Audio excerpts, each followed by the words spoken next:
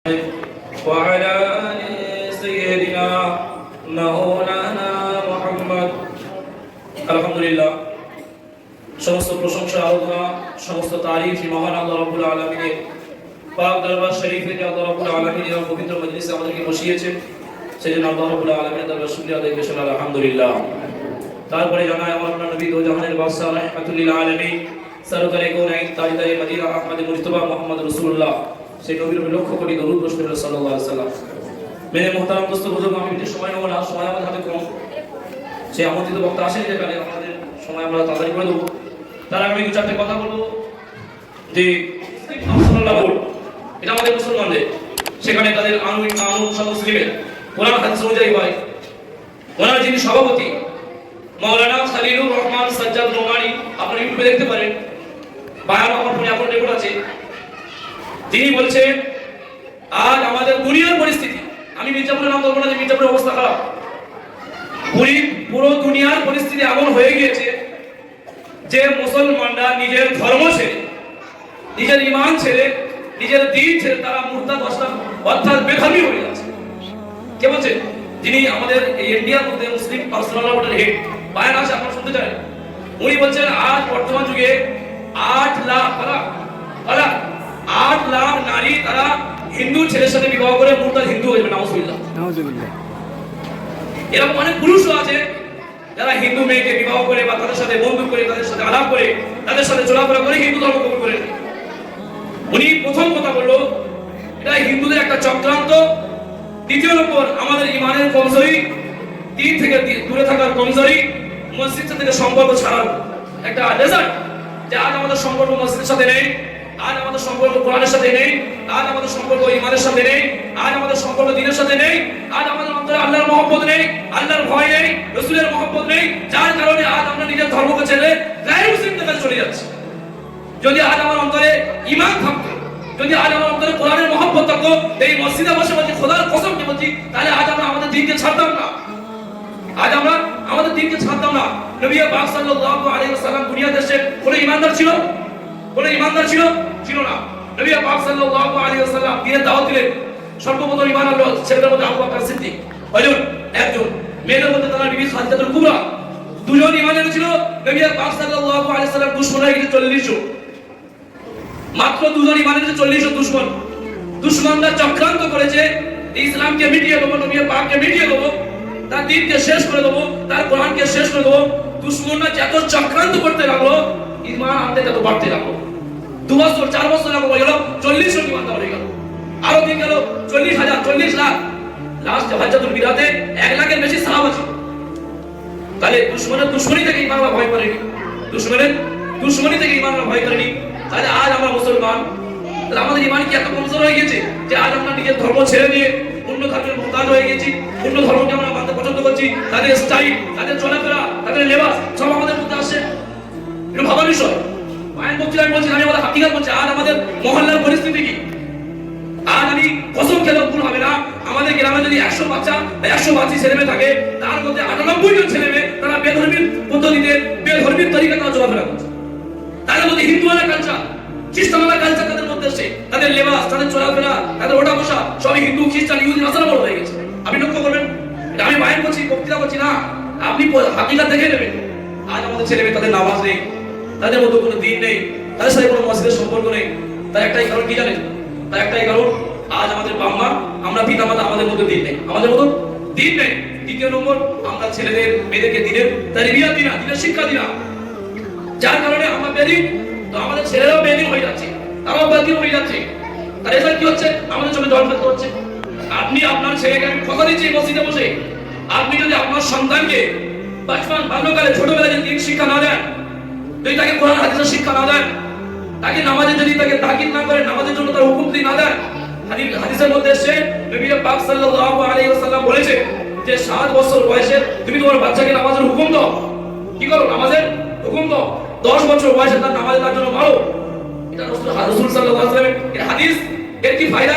যদি আপনি আপনার সন্তানকে 7 বছরের মধ্যে নামাজের হুকুম না দেন আর 10 বছরের বয়সে নামাজের মানবেন না, তো আপনার ছেলে দ্বীনের সাথে কোনো সম্পর্ক থাকবে না, সে বেদিন হয়ে যাবে, তার মধ্যে আল্লাহর ভয় থাকবে না। আর এটা আপনি লিখে নিন খাতায়, যদি আপনার ছেলের মধ্যে দ্বীন না থাকে, যদি কোরআন না থাকে, যদি আপনার মেয়ের মধ্যে দ্বীন না থাকে, যদি কোরআন যদি না থাকে, যদি আল্লাহর ভয় না থাকে, কসম খোদা বলছে আপনার সন্তান আপনার নাফরমান হবে, গ্যারান্টি। যদি তার মধ্যে দ্বীন না থাকে, আপনি লিখে নিন, আপনার সন্তান নাফরমানি হবে। আজ আমরা প্রত্যেকটা খবর পাচ্ছি যে ছেলে বাম্মার ভাত দেয় না, ছেলে বাম্মার সাথে ভালো ব্যবহার করে না, ছেলে বাম্মার নাফরমানি করছে। আপনি খারাপ ভাববেন না, আপনি পিছনে ফ্ল্যাশব্যাকে যাবেন, তার মাঝি তার অতীতে যাবেন, আপনি দেখবেন সেই সন্তান তার বাবা তাকে দিনের শিক্ষা দেয়নি, তাকে কোরআনের শিক্ষা দেয়নি, আল্লাহর ভয় তার অন্তরে পয়দা করেনি, রাসূলের সুন্নাত শেখায়নি, যার কারণে বড় হয়ে সেই সন্তানদের পিতামাতা নাফরমানি করছে। আমি কসম দিয়ে বলবো, যদি যার মধ্যে কোরআন থাকবে, যার মধ্যে হাদিস থাকবে, যার মধ্যে আল্লাহর ভয় থাকবে, সে কখনো বাবা নাফরমানি করতে পারে না। সে জানে যদি বাবার সাথে নাফরমানি করি, আল্লাহ রাব্বুল আলামিন আমার উপর অসন্তুষ্ট হবে, আমার কোনো ইবাদত কবুল হবে না। আপনি ফলো করুন, আপনি লিখে নিন, আপনি মিলিয়ে নিন। যে সন্তান তার বাবার ভাত দেয় না, তার মধ্যে দ্বীনের শিক্ষা নেই, তার মধ্যে আল্লাহর ভয় নেই, তার মধ্যে দ্বীনদারি নেই। আপনি আপনার ছেলেকে দ্বীনদারি শিক্ষা দেবেন না, তার মধ্যে কোরআন দেবেন না, হাদিস দেবেন না, তার সাথে আমাদের সম্পর্ক করাবেন না, তার দ্বীনের শিক্ষা দেবেন না, জামাতে পাঠাবেন না, কোনো ইসলামিক কাজে তার সাথে জুড়বেন না। আর বলে হুজুর আমার সন্তান নাফরমানি করছে, আমার বর্ত দিচ্ছে, এটা আপনার উচিত। আপনি আম গাছ পুঁতে আম হবে, আপনি আম গাছ পুঁতে আর বলে ডালিম হবে, লেবু হবে, হতে পারে? কোনই হতে পারে না। আমি একটা ছোট্ট এক্সাম্পল দেবো। দেখুন একটা ঘটনা, সুলতান ডাকু, একটা ঘটনা কিন্তু জ্ঞানের কথা। সুলতান ডাকু একজন বিখ্যাত ডাকাত ছিল। সে এত ডাকাতি করেছে, এত ডাকাতি করেছে, তো সর্বশেষে তাকে ফয়সালা হলো সুলতান ডাকুকে ফাঁসি দাও, সুলতান ডাকুকে ফাঁসি দাও। সুলতান ডাকুকে ফাঁসি মঞ্চে আনা হলো। তাকে জিজ্ঞাসা করলো, সুলতান ডাকু তোমার শেষ ইচ্ছা কি? কি তোমার খয়েশ? আমরা সকলে জানি ফাঁসি আসামিকে ফাঁসি দেওয়ার আগে তার কাছে কিছু মনের খয়েশ করতে হয়, জিজ্ঞাসা করা হয়, সেই খয়েশ সেই ইচ্ছাকে পূরণ করা হয়। তো সুলতান ডাকুকে বলা হয় তোমার শেষ ইচ্ছা কি? সুলতান ডাকু বলেছিল যে আমার শেষ ইচ্ছা হচ্ছে এটাই যে আমার ফাঁসি দেওয়া আমার মায়ের সামনে। আমার শেষ ইচ্ছা কি? যে আমার ফাঁসি দেওয়া আমার মায়ের সামনে। গোলামরা যারা থাকে তারা সব অবাক হয়ে গেল, একই খয়েশ, একই ইচ্ছা। উনি বললেন যে আমার আশা পূর্ণ করা হোক। তাই হুকুম দেওয়া হলো যে সুলতান ডাকু মাকে ডাকা হলো। তো সবাই জিজ্ঞাসা করলো, সুলতান ডাকু তোমাকে ফাঁসি দেওয়া হবে অবশ্যই, ফয়সালা তো হয়ে গেছে, একটা কারণ জিজ্ঞাসা করবো, তুমি তোমার শেষ ইচ্ছা এমন কোন ইচ্ছা করলে যেটা আমরা আশ্চর্যজনক হয়ে যাচ্ছি। সবাই চায় যে মা যেন আমার ফাঁসি না দেখুক, মা যেন আমার মৃত্যু না দেখুক, তাতে মাও কষ্ট হবে, নিজেও অসম্মান হবে। তুমি একজন ডাকাত, তোমার মা দেখো আমার সন্তান ডাকাতের কারণে তার ফাঁসি হচ্ছে, তোমার মা তো কষ্ট পাবে, তার তোমার শেষ ইচ্ছা অভূত অসম্ভব। সুলতান ডাক করে তারা শোনো, ছোটবেলায় আমার আব্বা দুনিয়া ছেড়ে চলে গিয়েছে, আমি আমার মা ছিলাম, আমরা অনাহারে দিন কাটাতাম, খাওয়া হতো না। একদিন আমি আমার মা ক্ষুধার কারণে, ভুগের কারণে আমরা কি করলাম, মায়ের ক্ষুধা দেখে, মায়ের খিদে দেখে, এবং আমরা যখন খিদে পেয়েছিল, আমি কি করলাম, দোকান থেকে একটা রুটি চুরি করে আনলাম। কি করলাম? দোকান থেকে একটা রুটি চুরি করলাম। চুরি করার পরে মাকে এনে দিলাম, মা খেলো, আমিও খেলাম, আমরা তৃপ্তি পেলাম, আমাদের ভুগ, আমাদের ক্ষুধা তো মিটে গেল। কিন্তু আমার মা জিজ্ঞাসা করলো না তোর কাছে তো কোনো টাকা নেই, তোর কাছে তো পয়সা নেই, তুই তার রুটিটা খেয়ে কোথায় থেকে পেলি? আমার মা জিজ্ঞাসা করলো না। আমি চুরি করে এলে মাকেও খাওয়ালাম, নিজেও আমি খেলাম। আমি ভাবলাম আমার মা যখন কিছু করে বলেনি, আমি কি করলাম, আগামীতে আরো চুরি করতে লাগলাম, মার কাছে আনলাম।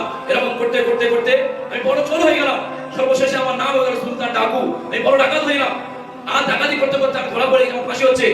যদি প্রথমবার যখন আমি চুরি করেছি, তখন রুটিটা এনে আমার মায়ের হাতে দিয়েছি, মা যদি জিজ্ঞাসা করতো সন্তান সুলতান তুই রুটিটা কোথায় থেকে পেলি, আমি যদি বলতাম মা আমি চুরি করেছি, আর মা যদি আমার গায়ে একটা চপল মেরে বলতো তুই কেন চুরি করলি, আমরা ক্ষুধার কারণে মরে যেতে আমি স্বীকার করবো, কিন্তু চুরির মাল খাবো না, তাহলে সুলতান ডাকু হতো না, সুলতান বাদশা হয়ে যেত, সুলতান বাদশা হয়ে যেত। কিন্তু সেদিন মা আমার শাসন করেনি, মা আমাকে আমার অবস্থায় ছেড়ে দিয়েছে।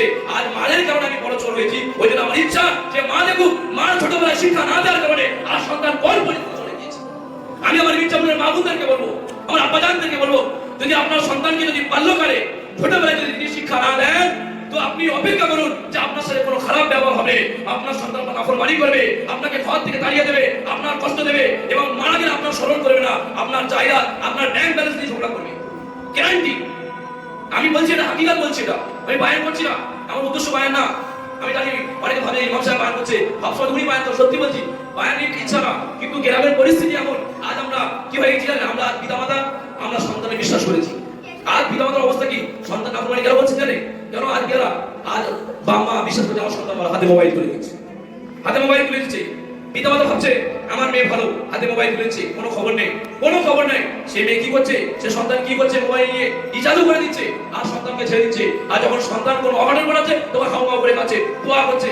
আরে ভুল তো আপনি করেছে, মৌলানা সাজ্জাদ মানে বড় বড় ওলামা করেছে, যে পিতামাতা নিজের সন্তানের উপরে বিশ্বাস করবে, আর যেদিন থেকে বিশ্বাস করবে সেদিন থেকে তার সন্তান তার নাফরমানি করতে শুরু করবে, আর সেদিন থেকে তার সন্তান তার সাথে বেইমানি করবে, আর তার আস্তে আস্তে সে খারাপের লাইন চলে যাবে। ওই জন্য সন্তানকে কখনো বিশ্বাস করতে নেয়। আপনি একদিনে বিশ্বাস করেন যে আপনার সন্তান নিশ্চয়ই ভালো, 100-র মধ্যে 100% ভালো, তুমি আপনার সন্তানকে শাস্তি করবে, তাকে গাইডলাইনে রাখবে, তাকে ছেড়ে দেবে। আজ আমাদের পিতামাতা কি হয়েছে, আমার মেয়ে ছোট, তাকে বেপরদার সাথে রাস্তায় ঘোরাচ্ছে, আমার মেয়ে ছোট কিছু জানে, হাতে মোবাইল নিচ্ছে, আমার মেয়ে কোচিংয়ে যাচ্ছে, আমার মেয়ে স্কুলে যাচ্ছে, আমার ছেলে স্কুলে যাচ্ছে, কোচিংয়ে যাচ্ছে, কোনো খবর নেই কি করছে, তার রেজাল্ট খারাপ এলো কি ভালো এলো, কোনো খবর নেই, যেমন চাইছে। তারপরে কি করছে, হাওয়া করে কাছে যে আমার ছেলে আমাকে এই করেছে, ওই করেছে, ওর সাথে এই করেছে।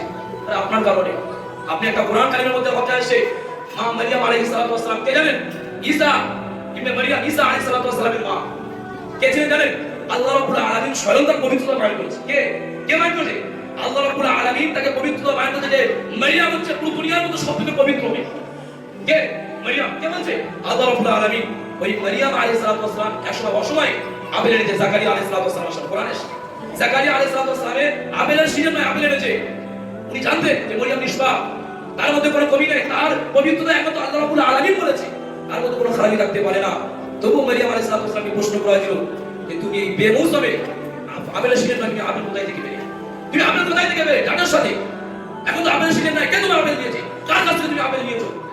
জাকারিয়া আলাইহিস সালাতু ওয়াস সালাম এই শিক্ষা দিয়েছে, যাই পবিত্র, কিন্তু প্রত্যেকটা মেয়ে তার জিজ্ঞাসা করা ক্ষমতা প্রত্যেক পিতামাতার হক, তাকে ডাকে রাখা, তাকে সবসময় শান্তির মধ্যে রাখা, তাকে খেয়াল করা, তার পর্দার খেয়াল রাখা যে আমার মেয়ে তো বাইরে যাচ্ছে, বেপর্দা যাচ্ছে না, আমার মেয়ে তো বাইরে কোনো অঘটন ঘটাচ্ছে না, আমার মেয়ে কি করছে সব সময় খবর রাখা। আজ আমরা কি করি, আমাদের ছেলেমেয়েরা স্কুল থেকে বেরিয়ে যাচ্ছে, কোচিং থেকে আমরা খবর রাখি না, ওই কারণে বিশ্বাস করো না। এরকম যদি ছেড়ে দেন রেজাল্ট ভালো হবে বলে দিচ্ছি। আজ আমি সত্যি বলছি দুঃখ সাথে, আমি অন্য গ্রামের না তো, আমি আমার গ্রামের বলবো, আমাদের মির্জাপুরের পরিস্থিতি খুব খারাপ, খুব খারাপ। প্রত্যেকটা সন্তান নাফরমানি দিকে, তার দিন থেকে চলে যাচ্ছে, বেঈমানের দিকে চলে যাচ্ছে, খুব দুঃখ পায়। সত্যি বলছি, মাঝে মাঝে বলি যে জুম্মাদিন মাইকে বায়ানো, তাদের সমস্ত গ্রামের মানুষ শুনুক, তাদের শিক্ষা হোক যে আমি যদি আমার ছেলেমেয়েকে ছোটবেলায় শিক্ষা না দিই, তার জ্ঞান লাইন না করি, তার যদি দিনের শিক্ষা না দিই, কোরআনের শিক্ষা না দিই, নামাজের জ্ঞান না দিই, তো আমার সন্তান থাকবে না, সে আমার নাফরমান হবে। কিন্তু আজ সুযোগ করে বলছি সমস্ত মির্জাপুরের গ্রামবাসী, আব্বা যান, মায়েদেরকে বলবো, সবাইকে বলবো, নিজের বলবো, নিজের সন্তানদের শিক্ষা দিন, তাদেরকে জ্ঞান লাইন রাখুন, তাদেরকে জিজ্ঞাসাবাদ করুন, তুমি নামাজ পড়তে গিয়েছো, তুমি বক্তব্যে গিয়েছো, তুমি কোরআন হাদিস পড়েছো, তুমি কেন স্কুল থেকে দেরি দিলে, তোমার তো টিউশন টাইম 5টায়, তুমি কেন 5:30টায়, জিজ্ঞাসাবাদ করা, তার কেলেমান পাকালো, তাকে মারধর করা। দেখবে যখন এই গাড়ির মধ্যে রাখবেন আপনার সন্তান বেলাইনে যাবে না, আমি কথা দিচ্ছি। আর যদি আপনি ছেড়ে দেন আমার সন্তান যা করছে করুন, আপনিই দেখে নেবেন, আপনার অপেক্ষা হওয়ার সময় আপনার নাফরমানি করবে, আপনাকে কাঁদাবে, এমন কাঁদাবে চোখ থেকে পানি করে, সেই কাঁদার চোখের পানি দাম থাকবে না। সত্যি বলছি, এই পরিস্থিতি কোরআন হাদিসের অনুযায়ী বলছি, সন্তানদের বিশ্বাস করবে না। আজ অনেক কি বলে, আমার সন্তান নিষ্পাপ, হওয়া তো নিষ্পাপ না, ভুল ধারণা।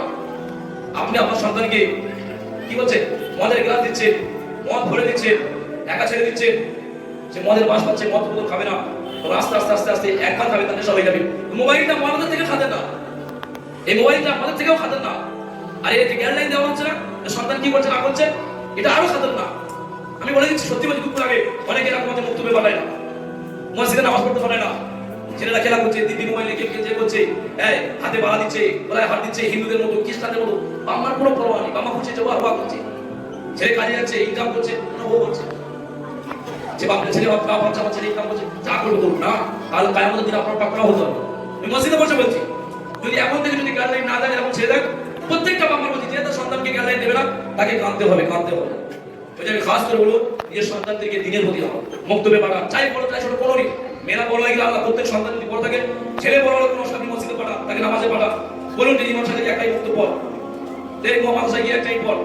আমি সত্যি বলছি, 3 টাইম কেন পড়া? আমাকে মসজিদে বলেছে যে তুমি 3 টাইম পড়াও, আমাকে এক টাইম পড়ার কথা বলেছে, এক টাইম পড়াও, কিন্তু আমি 3 টাইম কেন পড়াচ্ছি? এই জন্য প্রত্যেকটা সন্তান যেন বক্তব্য পড়ে, দিন শিক্ষা করে, তাদের মধ্যে দিনের আলো, কোরআনের আলো তাদের পয়দা হয়, তবে কি হবে, এই মহলটা দিনই মহল পয়দা হবে। আর এই ছেড়ে দেবে, পুরো থাকবে না, বক্তব্য থাকবে না, মাথা থাকবে না, এই মহল্লা মুসলমান, হিন্দু মুসলমান মহল্লা হয়ে যাবে, আর থাকবে না। এত কিছু মেহনত করার পরে সামনে মাদ্রাসা, সামনে মসজিদ, মসজিদে বক্তব্য আছে, ওলামা আছে, তারপরে এত নাফরমানি হচ্ছে। আপনি ভাবুন, যদি মাদ্রাসা মসজিদ ছেড়ে দেওয়া হয়, বক্তব্য যদি বন্ধ হয়, মাদ্রাসা বন্ধ করে দেয়, এদিকে দিনই মহল থাকবে? আপনি গ্যারান্টি দেবেন যে আমি মসজিদ বন্ধ করতে, মাদ্রাসা বন্ধ করতে, কিছু বলতে হবে না, আমাদের প্রত্যেকটা দিতে হবে? হবে না, হবে না। ওই জন্য আপনাদের সন্তানদের বক্তব্যের চাপ দিন, মাদ্রাসায় পাঠান, নামাজের জন্য পাঠাবো ইনশাআল্লাহ।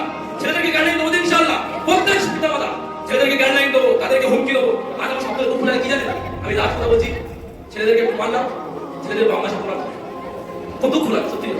আপনারা ভাবুন, আমার বাড়ি বস্তি, আপনি বসতে বসে আমার বাড়ি বসছি, আমি যেখানটাই এসে কোনো ছেলেকে আমার শত্রুতার জন্য তার সাথে আমার দুশ্মনী আছে, এরকম হতে পারে যে আমি আপনার সন্তানকে মারবো আপনার শত্রুতা আছে বা তার প্রতি আমার রাগ যেমন করতে পারলাম। আমি আপনার সন্তানকে মারবো তার শিক্ষার জন্য, তার দিনের প্রতি আহ্বান করে তাদের দিনদারি, তাকে তার মধ্যে আল্লাহর ভয়ও, কোরআনের ভয়ও, যে আমি যদি বক্তব্যে আসে আমার শিক্ষক এরকম মারবে, মেরে আমার লাল হয়ে আজকে কি হয়েছে, হয়তো মেরেছি লাল হয়ে গেছে, পিতা মাতা কোরআন ধরছি গাড়ি দিচ্ছে, কি হবে? আমরা তো মাদ্রাসায় পড়েছি, আমাদের ওস্তাদ বিনা কারণে মেরেছে, আমরা আজ পর্যন্ত প্রশ্ন করে নিয়ে মসজিদে বসে করছি, কোনোদিন প্রশ্ন করে বিনা কারণে মেরেছে, বিনা কারণে বদনাম দিয়েছে, আমরা নিশ্চিত আমার শিক্ষক হতে পারে তার মধ্যে কোনো ভুল আছে, কোনোদিন তার সাথে কথা বলিনি, আঙুল তুলিনি, মেরেছে, মেরে রক্ত বার করেছে, কেঁদেছি, পায়ে ধরেছি, মাফ করে দিই, কিন্তু প্রশ্ন করেছে আপনি বিনা কারণে মানলেন কেন? কোনোদিন প্রশ্ন করেন, কিন্তু আল্লাহ দেখুন না প্রশ্ন করার কারণে সেই ওস্তাদ পাওয়া যায়, তার কাছে গিয়ে গর্ব করে যে আমার সকল মুসলিম ইমাম সে দিনের খেদমত করছে। তো আপনি ধৈর্য ধরতে হবে, আপনার সন্তানকে মাত্র হবে ভাববেন এই মারটা কোনো বিনা কারণে নয়, নিশ্চয়ই আপনার সন্তানের মধ্যে ভালোই আছে, যদি ওস্তাদ মারে রোববার থেকে কাজ যদি চাপ দেয় আরো মানুষ তুই বক্তব্য যাবি দেখবেন হচ্ছে আস্তে আস্তে দিনের মধ্যে আপনার গ্যারান্টি। আর মারলে যদি বলেন আমার সাথে মানেন ওকে পাঠাবো দেখবেন একদম আফরমানি হয়ে যাবে, ওই বেইমান হয়ে যাবে, গ্যারান্টি আপনি লিখেন, আমি যা যা বলছি আপনি লিখেন। আজ আমরা দেখেছি অনেক মামা আছে তারা মাদ্রাসায় পড়াচ্ছে, মারধর করছে, তারা আমার ছেলে মাসা পড়া বলে কি করছে, তারা কাজ করছে, তারা দুপুরে করে ঘুরছে, গলায় হাত দিচ্ছে, বালা করছে, হ্যাঁ মদ খাচ্ছে, গাঁজা খাচ্ছে, নেশা করছে, হ্যাঁ চোখের সামনে তো কেতাবে পড়ে নিচ্ছে, কেতাবে পড়ছে, আপনার শুনে পায়ন করছি না, এগুলো সব বাস্তব জিন্দেগি দেখছি। যাদের বাবা মা সন্তানের মহব্বত করে মাদ্রাসা মসজিদ কোরআন হাদিস থেকে দূরে করেছে, তাদের সন্তান নাফরমান হয়েছে, তারা বাবা মার সাথে নাফরমানি করেছে। ওই জন্য আমি এরকম করবো না, আমি বক্তব্যকে মহব্বতের সাথে পড়াবো, আপনারা ভালোবাসেন, আমি বক্তব্যকে ভালোবাসি, গ্রামকে ভালোবাসি, প্রত্যেক ছেলেকে আমি ভালোবাসি। আমি অনেক লোক আমার সবচেয়ে দুপুরে গাড়ি দেয়, সে গাড়ি তোমার আপত্তি নেই, কিন্তু আপনি প্রত্যেকটা বক্তব্যের ছেলেকে জিজ্ঞেস করবেন যে ইমাম সাহেব পড়ার টাইম মারা ছাড়া অন্য টাইম কি খারাপ ব্যবহার করে, অন্য টাইম কি রাখতে দেয় না, আমি বক্তব্যের টাইমে বক্তব্যের মতো চলি, মারধর করি, মেরে ফিসেন, সত্যি বলছি খুব মার মারি। আমি এই নিয়ে পারি যে এমন মারবো দ্বিতীয়বার যেন ভয়, আমি কামাই করবো কি করে, আমি কামাই করবো কি, পড়া না করে প্রশ্ন করবো আমার এরকম মারবে, এই ভয়টা তার ভয় করবে, মাঝে মাঝে বেশি হয়ে যায়, আমার নিজে এটা ভুল হতেও পারে, মাঝে মাঝে মাঝে মাঝে মিস্টেক হয়ে যায়, কিন্তু তার ভয় পাই হয়ে যায়। আমি এরা দুদিন মাঝে মাত্র হয়েছে জীবন খুব মারবে, আর জীবনে কামাই করে না, আর জীবনে পড়া দিলাম কামাই সব আছে, এটা হচ্ছে আমার শিক্ষা, আমি এরকম শিক্ষায় শিক্ষিত হয়েছি, ব্যবস্থা মেরে ভয় দেখিয়েছি। ওই জন্য মার যেটা আল্লাহ নিয়ম আর শিক্ষা তুমি এটাই যথেষ্ট। আপনি এখনকার জিন্দিগি এখনকার পরিবেশ মাত্র করবেন না, কিছু করবে না, মাথা হাত দিয়ে মারবে না। ওই জন্য প্রত্যেক পিতার মধ্যে আমি আবেদন করবো, খারাপ ভাববেন না, আপনার শিক্ষা আপনি ঘর থেকে গাইডলাইন করুন, আপনি বক্তব্য পাঠান, আপনি গাইডলাইন করুন, হুজুর যা বলবে বলুন, বক্তব্য যেতে হবে, আপনি 2-3 মাস পরে আপনি রেজাল্ট নেন, যদি আপনার সে সন্তানের সুশিক্ষিত না হয়, যদি ভালো কোরআন পড়া না হয়, আপনি বলবেন, আপনি আমাকে কেমন কথা দেবেন, ইমাম সাহেব আমি আমার সন্তানকে আপনার কাছে দিয়ে 2 মাস 3 মাস আমার কিছু পাচ্ছে না, আপনি বলবেন, কিন্তু আপনার মাথায় আমাদের আছে একদিন পারে 3 দিন পাঠাবে না, আমার ছেলে 4 মাস ভালো কোরআন পড়ে না, আর তোমার ছেলে একদিন আসবে 3 দিন আসবে না, তার প্রতি মহব্বত থাকবে। আমি দেখবো এই ছেলেটা প্রত্যেকদিন ফজরের নামাজ পড়ছে, এসব কোরআন পড়ছে, টাইম বাই টাইম মেহনত করছে, তার প্রতি আমার মহব্বত হবে, তার পড়াতে ভালো লাগে, একদিন আসবে 3 দিন আসবে, তার প্রতি মহব্বত হবে। আর যতক্ষণ পর্যন্ত অবস্থার ছাত্রবাদী দিলের না মহব্বত হবে, সে কোনোদিন কামিয়াবি হতে পারবে না, সে ভালো পড়াশোনা করতে পারবে। ওই জন্য আমি বেশি সময় নেবো না। আলহামদুলিল্লাহ আমাদের প্রোগ্রাম যতটা আল্লাহ রাব্বুল আলামিন চালিয়েছে, কিন্তু আজ আমাদের আমরা উপস্থিত থাকার কারণে প্রোগ্রামটা অসম্পূর্ণ থেকে গিয়েছে। আগামীতে চেষ্টা করবো আল্লাহ রাব্বুল আলামিনের সাথে ভালো প্রোগ্রাম করাই, আপনারা সাথে থাকবেন।